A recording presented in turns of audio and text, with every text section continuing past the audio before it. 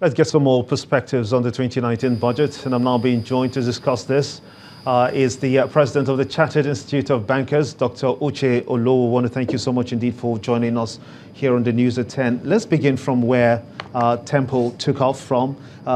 We heard some divergent, views towards this 2019 budget. For the former deputy governor of the CBN, Mr. Lemo, he says it is too ambitious. But do you think that this budget 2019 and the assumptions, as well as perhaps the revenues and then the expenditure profile, are they well aligned to deliver that kind of economic sustainable growth?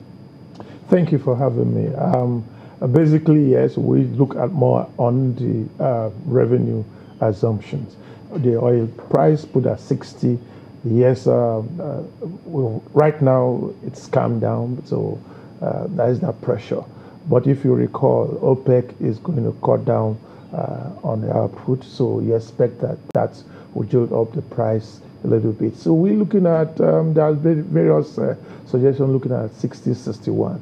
But there's no headroom, and I think that's where the major concern is. So that vulnerability is still there if there is any, crisis around, But I guess that there are a lot of output from the deep waters, because we're beginning to see a lot of, projections coming on from the deep water, so sustain that revenue. We have not met that. What are the specific positive indicators? The Bonga field, the Egina and all that, you're going to see more output.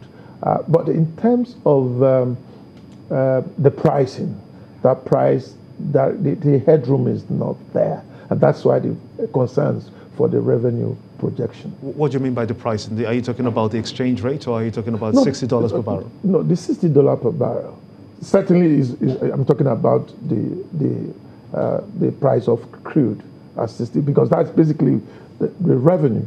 Where from the majority of that revenue is coming from the oil.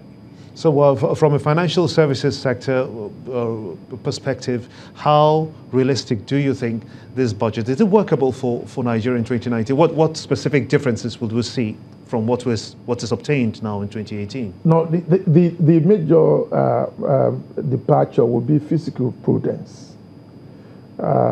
More alignment between this fiscal and monetary policies, because that the global climate has a lot of vulnerabilities. In China, you see what is happening in China, in the States, of course, so there's quite a lot of, even in Germany. And so what you expect actually is that we need to, have a more fiscal prudence, diversified revenue. I don't see it moving the needle, no doubt. I don't see it, because what we need is how do we create more jobs? So policies that will enable the private sector to drive the necessary growth. With the budget, you don't expect that you have, any significant push. But what's the biggest challenge for this budget?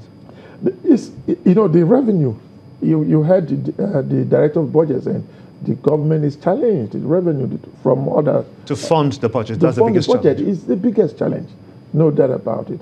They are mooting the idea of increasing tax revenue, but I don't subscribe to that. Rather, you should, diversify the base net of, the collections. We should improve on our collection so that you can have revenue to fund those budgets. Because as it were, it's not going to.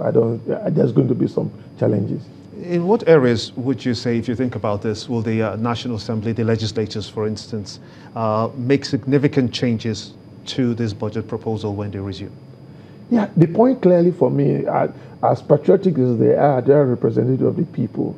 They should come together to find out ways and means of making sure, because the budget, as it were, speaks to the life of the citizenry. Because if you get the policies right, you'll be able to galvanize efforts of various sectors. So it's onus on them to come together and don't play politics at the expense of the people.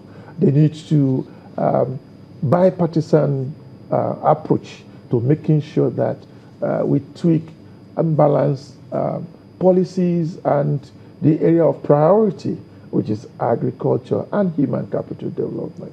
Do you think, in your estimation, and having seen the performance indicators of 2018 in a comparative analysis to 2019, and the government wants to see an inclusive growth in the economy, has diversification in the agriculture sector gotten to a point where people are encouraged to participate?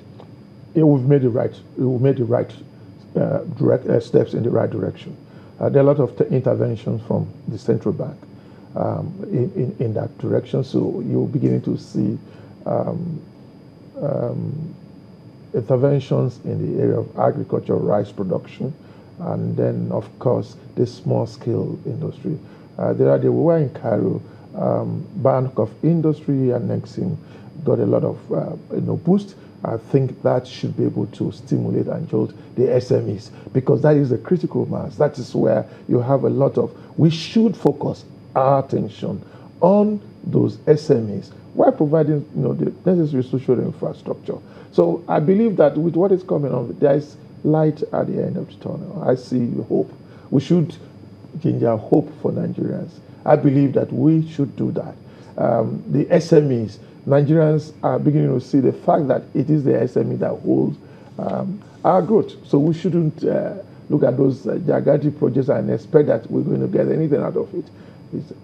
The little trickles, when the galvanize come together, they make a lot of a difference in the lives of people. What do you think will be the outcome of the non-oil sector with regards to this budget? The non-oil sector is still crawling. I don't see, that's area where the policies, okay, the technocrats should put up their thinking hard. They tweak the policy a little bit, because the non-oil sector have been underperforming.